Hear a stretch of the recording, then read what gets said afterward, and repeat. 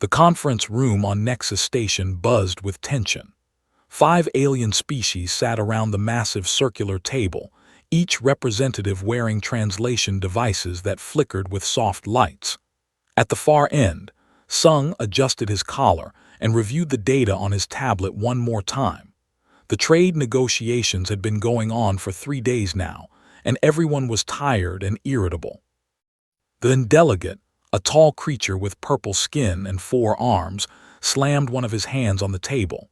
His voice came through the translators as sharp and mocking. "Why are we even bothering with Earth? These humans have only been in space for a few decades. They are like children playing with toys they do not understand. We should not waste our time negotiating with barely civilized primates." The room went silent. Everyone turned to look at Sung. The human diplomat was known to be calm, but the insult was deliberate and cruel. Other species in the room had seen humans lose their tempers before. It was one of the things that made other civilizations nervous about Earth. Humans were emotional, unpredictable, dangerous when angry. Sung took a slow breath. He set down his tablet and looked directly at the delegate. His face remained neutral, almost friendly. "Ambassador, I appreciate your honesty. It is true that humanity is new to the Galactic Coalition. We have much to learn from species like yours who have traveled the stars for thousands of years." Duran looked satisfied, thinking he had won, but Sung was not finished. "However, I noticed that your latest economic reports show a 17% increase in food production efficiency. That increase came after your worlds began using the agricultural techniques Earth shared with the Coalition 2 years ago. Your people are eating better because of human innovation. The medical supplies your colonies depend on, 43% of them use human pharmaceutical designs. The entertainment systems your civilians enjoy. Human cultural exports have become the 3rd most consumed media in your empire." Sung pulled up holographic displays showing trade data, export records, and consumption statistics. Each piece of information backed up his words perfectly. "So perhaps we are not as useless as you suggest. Perhaps these barely civilized primates have something valuable to offer after all. The question is whether you are wise enough to continue benefiting from our contributions, or whether pride will cost your people the improvements they have grown to depend on." The room remained quiet, but now the silence was different. The other delegates looked at the data Sung had presented. The delegate's face darkened with embarrassment. He had not expected such a thorough response, delivered without anger or insult. Across the table, watched the human diplomat carefully. She was a member of the species, tall and elegant with pale blue skin and silver markings along her temples. Her people valued logic, tradition, and control above all else. Emotions were considered weaknesses in culture. Yet this human had turned what should have been an emotional outburst into a perfectly logical argument. The negotiations continued for several more hours. By the end, a trade agreement had been reached that favored Earth more than anyone had expected. The delegate left quickly, still embarrassed by his earlier mistake. The other ambassadors filed out slowly, discussing the unexpected turn of events. Sung gathered his materials and headed toward the observation deck. He needed a moment to decompress after the long day. The observation deck was one of his favorite places on the station. The massive windows showed the stars stretching out in every direction, reminding him how vast the galaxy truly was. He stood there for several minutes just watching the darkness of space when he heard footsteps behind him. Turning, he saw approaching. She moved with the grace typical of her species, each step measured and precise. "That was impressive," she said. Her voice was calm and formal. "I have attended many negotiations in my 40 cycles of service. Few handle insults with such strategic precision." Sung smiled slightly. "Thank you, Ambassador, though I admit it is not easy. Humans feel anger just like everyone expects us to. We just have to work harder to control it." "That is what makes it impressive," replied. She moved to stand beside him at the window. My people believe emotions cloud judgment, but you used restraint as a weapon more effectively than anger could have been. It made me think that perhaps we misunderstand humans." They stood in comfortable silence for a moment, then spoke again, and her voice had lost some of its formal edge. "In my culture, marriages are arranged by families for political advantage. I am engaged to be married in 3 months to a military commander I have met only twice. He is from an important family. The match strengthens our empire's northern territories." Sung glanced at her, surprised by this personal information. "That sounds difficult." "It is duty," said, though her voice carried a hint of something else. "Sadness, perhaps, or resignation. Personal desires are secondary to the needs of our people. This is our way. This is how it has always been." "But is it what you want?" Sung asked gently. Turned to look at him. For a moment, her carefully controlled expression cracked, and he saw the person beneath the ambassador's mask. Someone tired of always putting duty first. Someone who wanted something more than political arrangements and formal ceremonies. She looked back at the stars and spoke, her voice barely above a whisper. But her translator was still active, and the words came through clearly in Korean, then in Galactic Standard. "If only you were my husband, human, rather than the fool my family has chosen for me." The words hung in the air between them. Sung's eyes widened slightly. His face transformed from tired resignation to absolute horror as she realized what she had said and that her translator had broadcast it. Behind them, several delegates who had been entering the observation deck froze. They had heard the whispered words. In the quiet of the observation deck, with translator devices active, everyone had heard. An ambassador made a choking sound. A Thresh diplomat's eyes went wide. Even the station's AI assistant seemed to pause in its normal background operations. His hands trembled slightly. In culture, such words carried enormous weight. They were not just a compliment or a wish. They were a rejection of an arranged match, a questioning of family decisions, a suggestion that someone else would be superior. For her to say such things, especially in public, was unthinkable. Sung looked at her, then at the other delegates who were now whispering urgently among themselves. He could see this was serious, even if he did not fully understand why. "Ambassador," he said carefully, "perhaps we should." But she was already walking away quickly, her composure shattered. She left the observation deck without another word, leaving Sung standing alone with the stars and the shocked witnesses to what had just become a galaxy-changing moment. The news spread across Nexus Station faster than Sung thought possible. Within hours, every species with a diplomatic presence knew about's whispered words. What humans might consider a simple compliment or moment of emotional honesty had become an interstellar incident. Sung sat in his quarters, watching news feeds from multiple worlds. Broadcasts were calling it a scandal. Political analysts debated what it meant for the empire's stability. Some called for immediate recall and punishment. Others suggested the human diplomat had somehow manipulated her into saying those words. A knock at his door interrupted his thoughts. "Come in," he called. His younger sister Wu entered, carrying a tablet and looking worried. She worked as on the station, studying alien cultures and helping humans understand the complex social rules of their new galactic neighbors. "Have you seen the High Court's official statement?" she asked. "No, I have been avoiding most of the coverage." Wu sat down across from him and pulled up the document on her tablet. "They are demanding an explanation from both you and. They want a formal apology from you for corrupting their ambassador's judgment.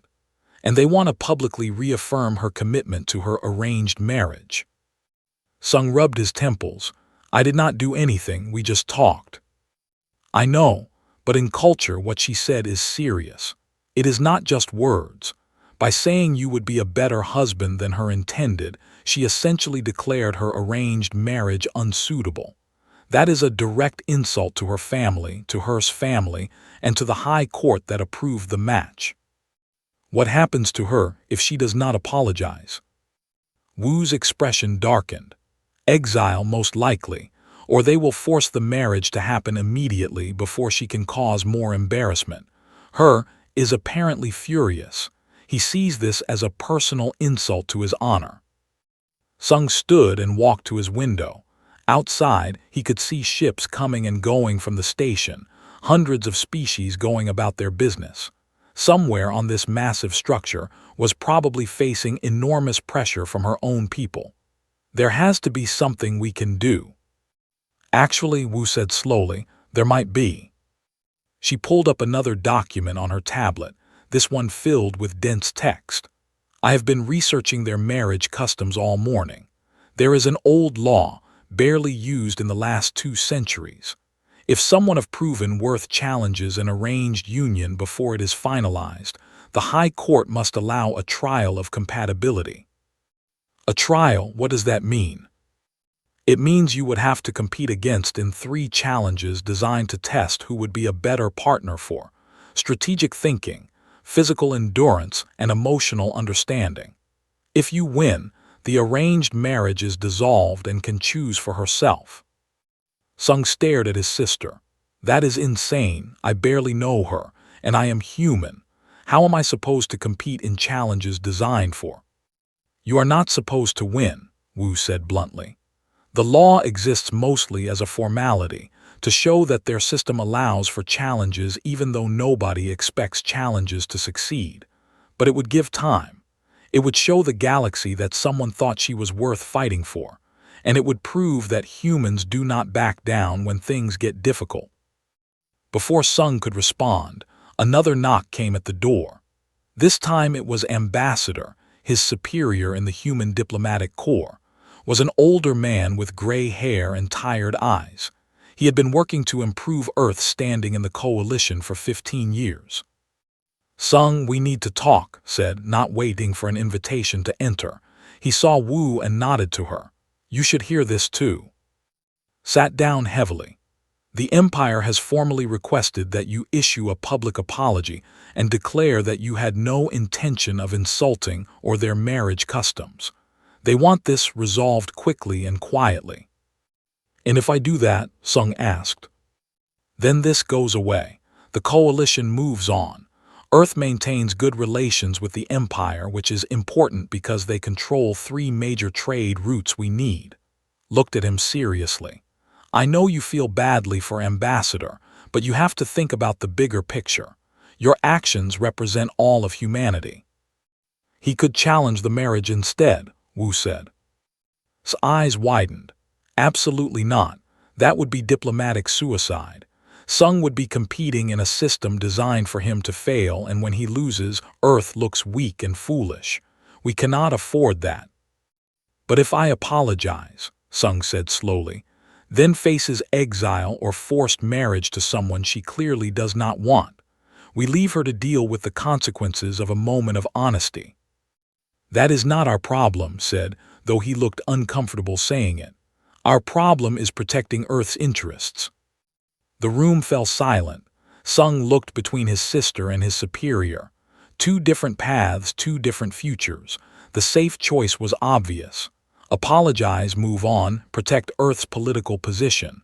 That was what a good diplomat would do. But Sung kept thinking about standing in the observation deck, her controlled exterior cracking just enough to reveal the person underneath. Someone brilliant and capable who was being forced into a life she did not want because of tradition. He thought about the courage it must have taken to speak those words, even accidentally. I am going to challenge the marriage, he said. Stood up quickly. You are making a mistake. Think about your career. Think about Earth. I am thinking about what Earth should represent, Sung replied. We joined the Galactic Coalition because we wanted to be part of something bigger. We wanted to show that humanity deserves a place among the stars. If we only care about trade routes and political advantage, if we abandon people who need help because it is inconvenient, then what does that say about us? Wu smiled. I will help you prepare. I know customs and challenges.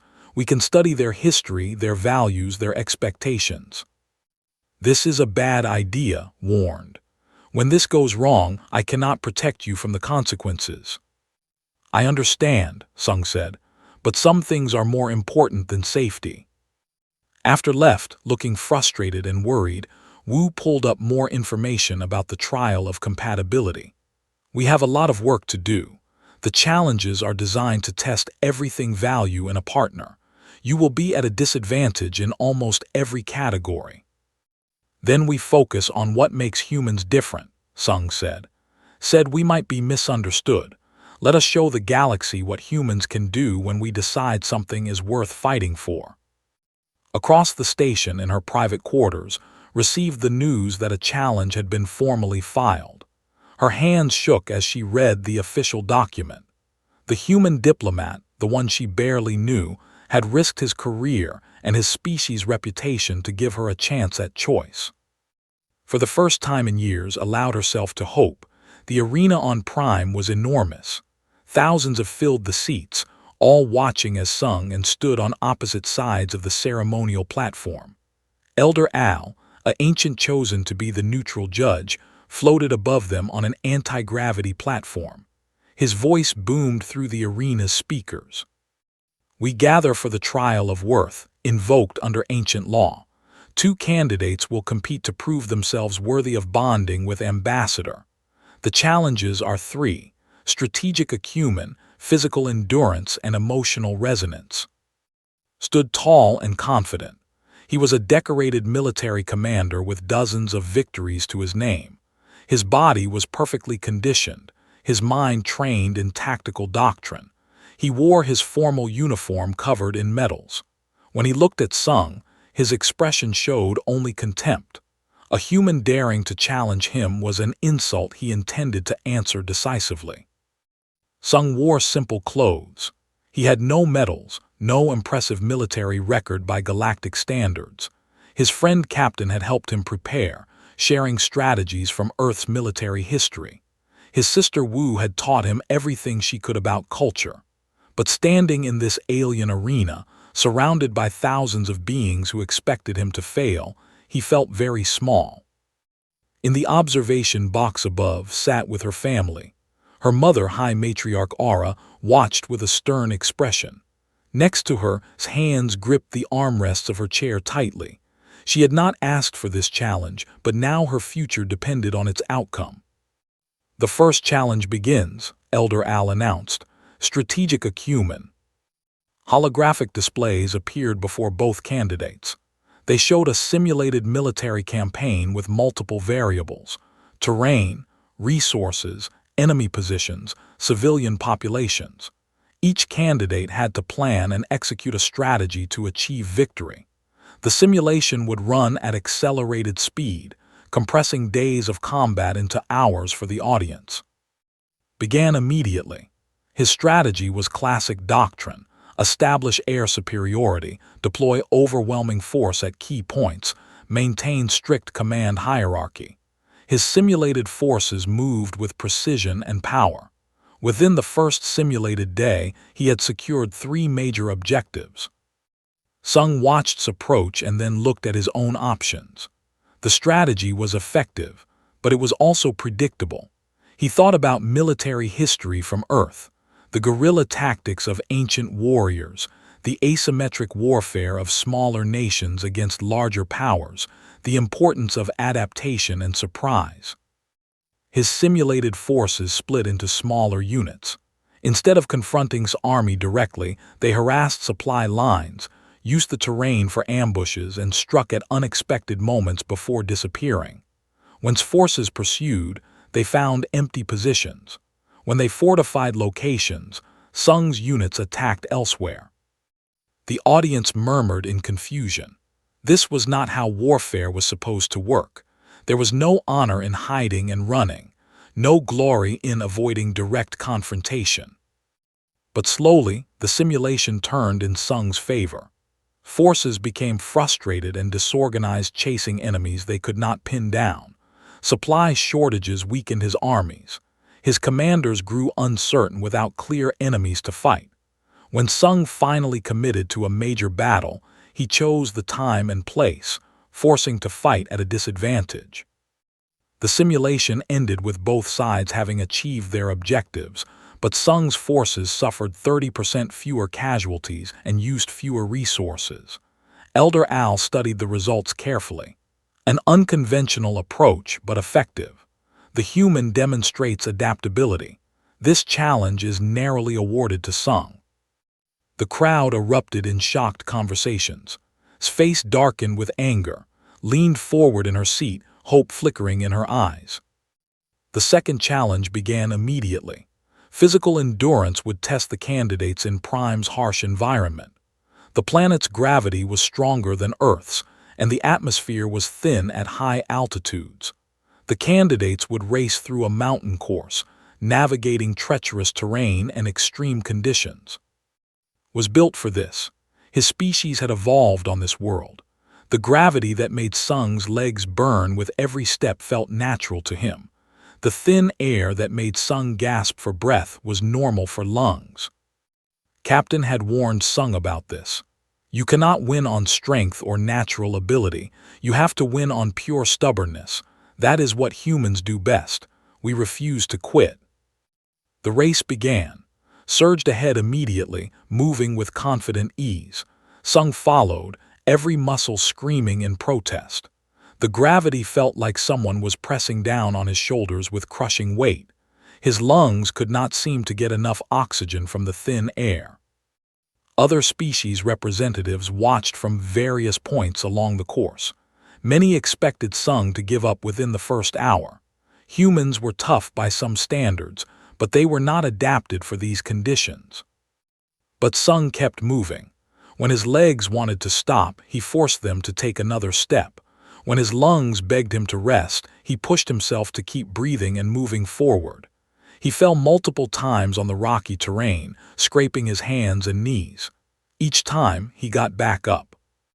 Reached the halfway point and looked back, expecting to see the human far behind. Instead, Sung was still coming, still moving forward despite everything. The commander felt a flicker of respect mixed with his annoyance. The final stretch of the course climbed a steep mountain path. Sung's vision started to blur. His body was shutting down, unable to cope with the extreme conditions any longer. He saw reach the finish line first, raising his arms in victory. But the finish line was still ahead. Sung took another step, then another. His legs finally gave out completely just meters from the end. He collapsed face first onto the rocky ground. For a moment, he just lay there, unable to move. It would be so easy to just give up. He had lost this challenge anyway. Nobody would blame him for stopping. But in his mind, he saw his face in the observation deck. That moment when her mask had cracked, and he had seen the real person underneath. Someone who had spent her whole life doing what was expected, never giving up on her duties even when they crushed her spirit. If she could keep going for years, he could keep going for a few more meters. Sung began to crawl. His arms pulled him forward, dragging his unresponsive legs. Medics started running toward him, but Elder Al held up a hand to stop them. The crowd fell silent, watching this human refuse to quit. Inch by inch, Sung crawled toward the finish line. It took him 10 minutes to cover the final meters. By the time he crossed, his hands were bleeding and his breathing was ragged. The medics immediately surrounded him, stabilizing his condition. Elder Al's voice was thoughtful. Finished first and demonstrated natural superiority in these conditions. However, the trial of worth measures more than speed. It measures determination and will. Both candidates completed the course. Wins this challenge, but the human's performance is noted. Looked less satisfied with his victory than he expected to feel. Winning against someone who was physically outmatched felt hollow somehow, especially when that someone had refused to quit despite every reason to give up. After Sung received medical treatment, the final challenge was announced. Emotional resonance would test how well each candidate understood herself. They would be asked questions about her inner thoughts, her dreams, her fears, and her values. Went first. He answered with textbook responses about duty, honor, and service to the Empire. These were good answers by standards, showing proper understanding of what was expected from someone of status. Then it was Sung's turn. Elder Al asked, "What does fear most?" Sung thought about their brief conversation in the observation deck. She fears becoming invisible, not physically, but as a person. She fears spending her entire life fulfilling roles and expectations while the real her, her thoughts and dreams and wants, slowly disappears until even she forgets who she was. In the observation box, his breath caught. Nobody had ever understood that about her before. She had never even said it out loud. "What does she desire?" Elder Al continued. Sung spoke carefully. "I think she desires what many of us desire, to be seen as more than just a position or title, to have someone care about her thoughts, not just her decisions, to build something based on choice rather than obligation." He paused. "I do not know her favorite color or her childhood memories. We only spoke once, but I recognize the weight in her eyes because humans carry it too, the weight of duty conflicting with personal happiness." The arena was completely silent, stood rigid, realizing he had never actually thought about as a person with inner conflicts and private dreams. High Matriarch Ara's stern expression softened slightly, and for the first time she saw not just her daughter the ambassador, but her daughter the person. Elder Al studied the results of all three challenges carefully. The audience waited in tense silence. Finally, the ancient spoke. "This trial has produced no clear victor, demonstrated superior physical capability and strong tactical knowledge.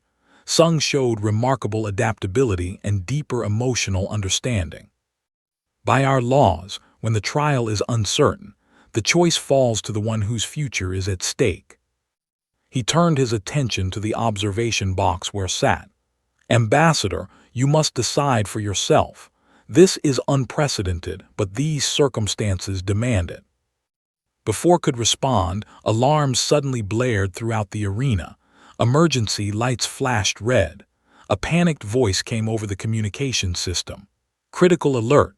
Life support failure in multiple sections of Nexus Station. Sabotage confirmed. All available personnel report immediately." The ceremonial atmosphere shattered instantly. Stood, her training taking over. "How many people are trapped?" "Hundreds," the voice replied, "including the full council of matriarchs who traveled to witness the trial. Multiple species affected. We have maybe 2 hours before oxygen runs out in the sealed sections." Elder Al made a quick decision. The trial is suspended. All capable individuals must assist in the rescue effort. Sung and looked at each other. Their competition suddenly seemed meaningless with lives at stake. They both moved toward the transport ships without discussion, their personal conflict temporarily forgotten. On the flight back to Nexus Station, Wu contacted her brother with more information. It was the traditionalist faction. They sabotaged the life support to protest your challenge. They would rather see people die than accept the possibility of a human marriage. "That is insane," Sung said. "Extremism usually is," Wu replied grimly. "The Council of Matriarchs is trapped in Section 7. If they die, the political consequences will be catastrophic. The moderates who might have supported reforms will lose all their influence." Captain's voice came over a separate channel. "Sung, I am coordinating with station security. We need people who can make quick decisions in crisis situations. Both you and Commander are being assigned to rescue teams." When they arrived at Nexus Station, the scene was chaos. Emergency crews worked frantically to restore life support, but the sabotage had been sophisticated. The terrorists had damaged primary and backup systems simultaneously, requiring complex repairs under time pressure. Sung and were assigned to different rescue teams initially, but their paths converged when they reached Section 7, where the Council was trapped. The section's doors were sealed, and the control systems were offline. They could hear people pounding on the doors from inside, their oxygen running dangerously low. "We need to restore power to the door controls," said, studying the damaged systems. Following proper procedure, we should wait for engineering teams with the correct equipment. We do not have time for proper procedure, Sung replied. He was already pulling off access panels, examining the wiring beneath. We need to improvise. Improvisation is dangerous. If we do this wrong, we could make things worse. And if we do nothing, people die for certain. Sung started rerouting power cables, using his basic understanding of electrical systems and a lot of desperate guesswork. It was not elegant, and any engineer would have been horrified, but after several tense minutes, the door controls flickered back to life. They got the doors open and began evacuating the trapped officials. The council members were weak from oxygen deprivation but alive. High Matriarch Ara was among the last to emerge, her dignity maintained even in crisis. She nodded to both Sung and in acknowledgement. But the crisis was not over. Sensors detected a hull breach in Section 12 that was venting atmosphere into space. Worse, there were still people trapped in that section, unable to reach the emergency exits before the blast doors automatically sealed. The station's AI calculated the success probability of a rescue attempt at 34%. The risk of additional casualties among rescuers was high. Standard procedure would be to seal off the section completely and accept the losses. Reviewed the data and made his decision. We cannot attempt rescue. The probability of success is too low. We would be risking more lives on an uncertain outcome. Sung looked at the same data and came to a different conclusion. There are 15 people trapped in there. We are not abandoning them. This is not abandonment. This is logical triage. We save who we can save with acceptable risk. Acceptable to who? Sung was already moving toward the equipment lockers, pulling on an emergency space suit. I did not come this far to start deciding which lives are worth risking mine for. A human cultural advisor who had been helping coordinate the rescue tried to stop him. Sung, he is right about the numbers. This is not about bravery. This is about mathematics. Mathematics cannot measure everything, Sung replied. He checked his suit seals and grabbed safety tethers. Sometimes you just have to try. He entered the airlock leading to the damaged section. The plan was risky. He would have to spacewalk across the exterior of the station to reach the breach point, then manually seal it with emergency patches before entering to evacuate the trapped people. Every step could go wrong in a dozen different ways. Had been coordinating rescue efforts from the command center, but when she saw Sung's plan, she felt her carefully controlled emotions surge. This human was about to risk his life for people he did not know, using a plan that all logical risk assessment. And she finally understood what made humans different. It was not that they lacked logic or ignored probabilities. It was that they added something else to the equation, something her species called irrational but might be better described as hope. The hope that impossible odds could be beaten. The faith that some things were worth the risk regardless of calculated outcomes. Sung stepped out into space. Nexus Station stretched above and below him, a massive structure of metal and lights against the stars. He could see the breach clearly now, a jagged tear in the hull where an explosion had ripped through. Atmosphere was still venting, creating a visible stream of frozen particles. He moved carefully along the exterior, using magnetic boots and safety tethers. The emergency patches in his pack felt inadequate for the size of the damage, but they would have to work. There was no plan B. Inside the station, everyone watched through external cameras. Found himself holding his breath despite himself. Ambassador Al, the N who had insulted humanity at the beginning of this whole situation, watched from a medical station where he was being treated for minor injuries. His expression was complex, a mixture of concern and something that might have been shame. Sung reached the breach. The patches were designed to seal from the outside, using the pressure difference to help hold them in place. But applying them while the section was still venting required careful timing and positioning. One mistake would send him spinning off into space. He worked methodically, placing each patch with precision despite the difficulty of working in a spacesuit. The venting slowed, then stopped. The section was sealed, at least temporarily. Now came the harder part. He had to find an airlock that was still functional and enter the damaged section to evacuate the trapped people. The interior was a mess of collapsed walls and damaged equipment, but he could hear voices calling for help. Nexus Station, this is Sung. I am inside Section 12, beginning evacuation. In the command center, allowed herself a brief moment of relief. Then she got back to coordinating the overall rescue effort. There were still multiple crisis points across the station that needed attention. Watched all of this and felt something shift in his understanding. He had spent his career following procedure, calculating risks, making logical decisions. Those were good things, important things. But the human had shown him that sometimes courage meant acting even when logic said the odds were poor. Sometimes leadership meant being willing to fail trying rather than accepting defeat without attempt. When Sung finally emerged from Section 12 with all 15 trapped people alive, the command center erupted in cheers from multiple species. He collapsed as soon as he was through the airlock, exhausted and shaking from adrenaline. Captain helped him out of the space suit. You are either the bravest person I know or the craziest. Probably both, Sung managed to say through his exhaustion. Ambassador Al approached slowly, the proud and looked uncomfortable. Human diplomat, I owe you apology. I called your species barely civilized. But today you showed something my people have perhaps forgotten. The willingness to risk everything for others even when success is uncertain. That is not primitive. That is, he struggled for the word, noble.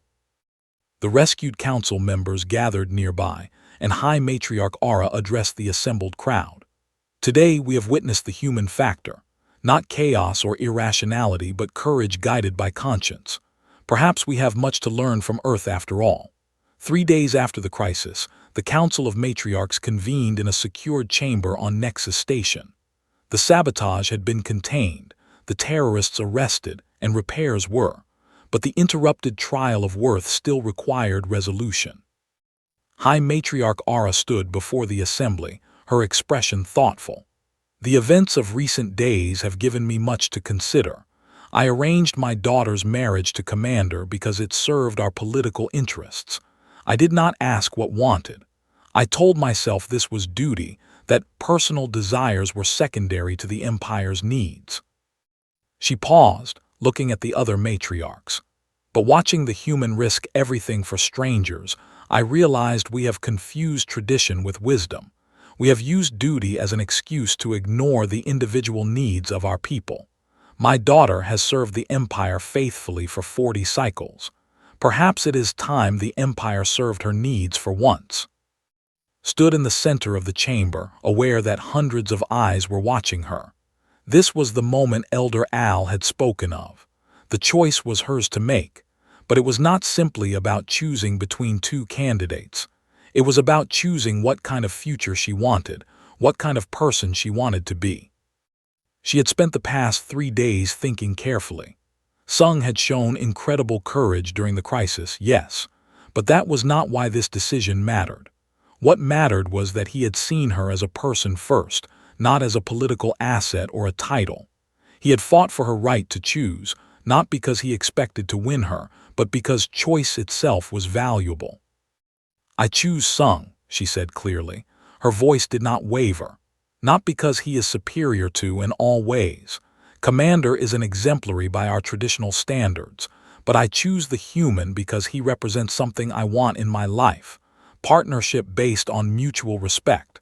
A relationship built on choice rather than obligation. The courage to change when change is needed. The chamber erupted in discussion. Some matriarchs nodded in approval, others looked scandalized.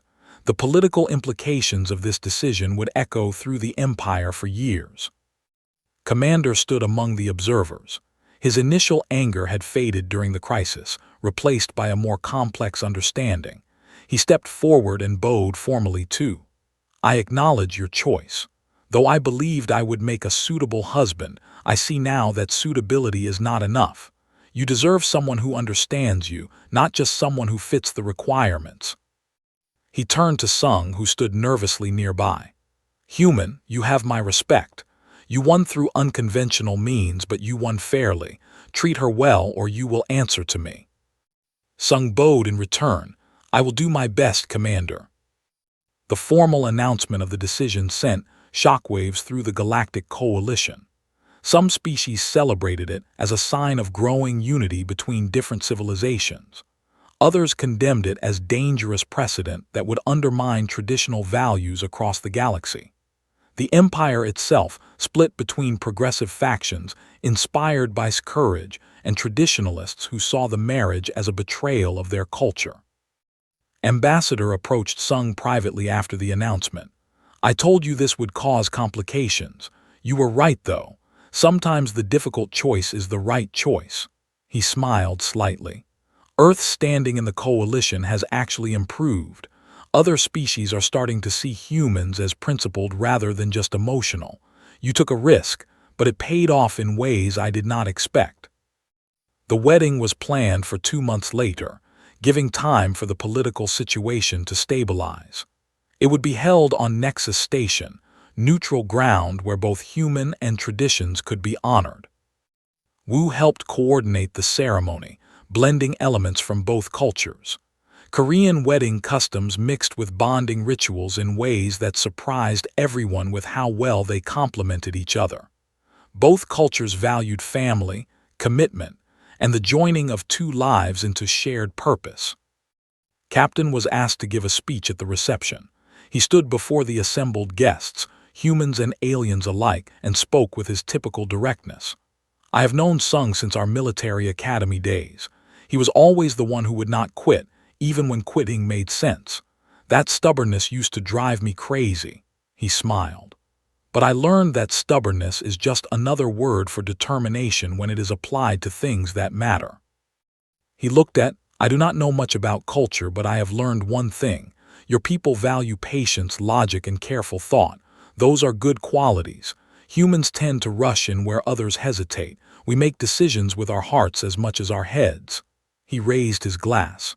"Maybe that is why this works. Patience and determination, logic and passion, two halves that make each other better." The reception continued with food from multiple worlds, music that blended different cultural traditions, and guests from dozens of species celebrating something that had seemed impossible just months before. In a quiet moment, and Sung stepped away from the crowd to stand once again at an observation deck window. The stars stretched out before them, just as they had on the night when everything changed. "Are you nervous?" Sung asked, "about what comes next?" "Yes," admitted. "We will face opposition from those who think we are wrong. Our cultures are very different. There will be misunderstandings and difficulties." "But," she smiled, an expression that was still new to her face after years of controlled diplomatic masks. "But I would rather face those challenges with someone who sees me as a person than face an easy life with someone who only sees a position to fill." Sung took her hand, nodding how different their skin looked together, human and tan and pale blue. "I asked you once why you made that choice, why you said what you did in this very spot." "I remember, and I think I finally have an answer. I said it because in that moment I was more myself than I had been in years. You made me feel like being myself was acceptable, like I did not have to hide behind protocol and duty every moment."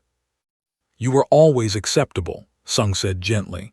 "The galaxy just needed time to catch up."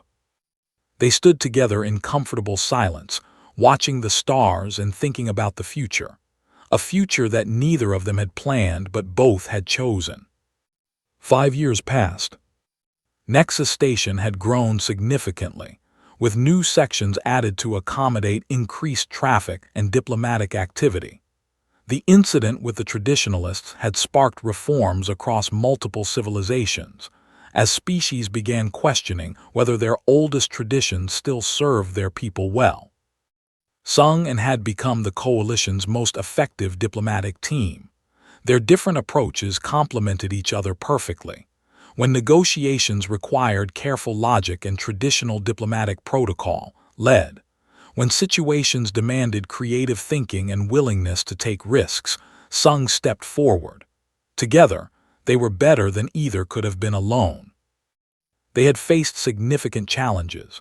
Some colonies refused to acknowledge their marriage. Certain human groups criticized Sung for abandoning his own species. There were moments of frustration when cultural differences led to misunderstandings between them.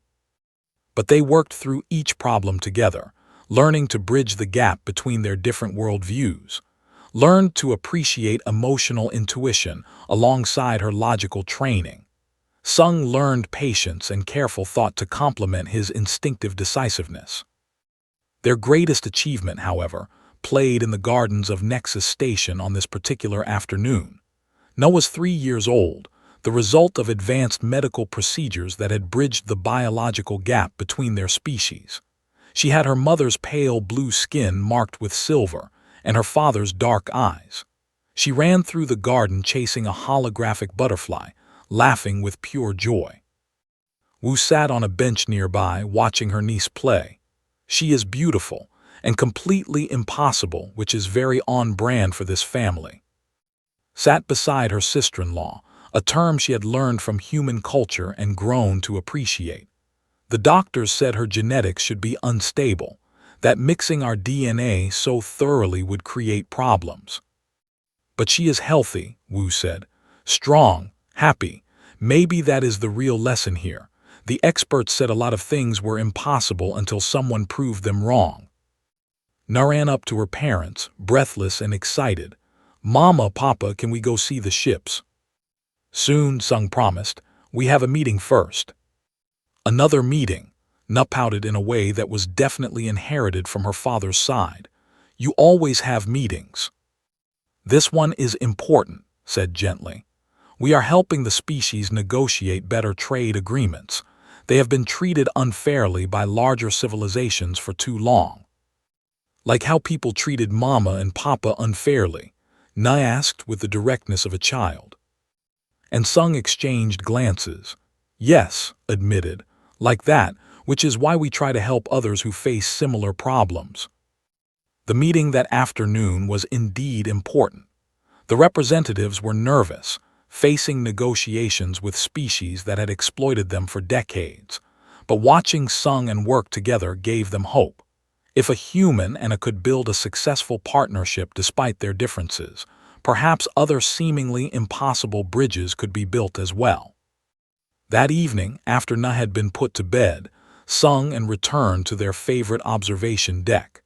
It had become a tradition for them, spending a few quiet moments watching the stars before sleep. Do you ever regret it? Sung asked. Choosing this path, your life would have been much simpler with. Simpler, agreed, but smaller, limited. I would have spent my life fulfilling a role instead of becoming a person. She leaned against him, another gesture she had learned to appreciate from human affection customs. What about you? You could have apologized and moved on, kept your diplomatic career safe and simple. I told you once that some things are more important than safety. I still believe that.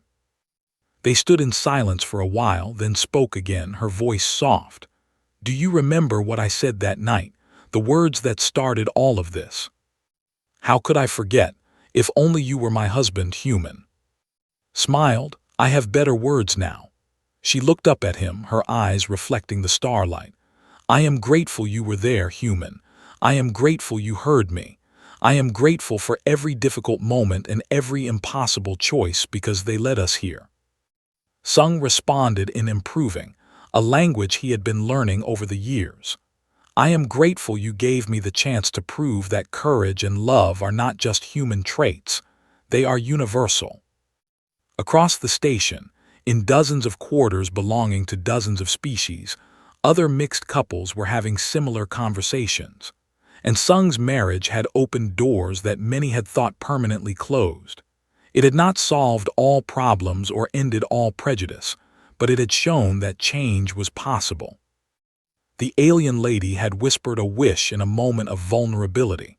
The human had heard and responded with action. What happened next had not just stunned everyone.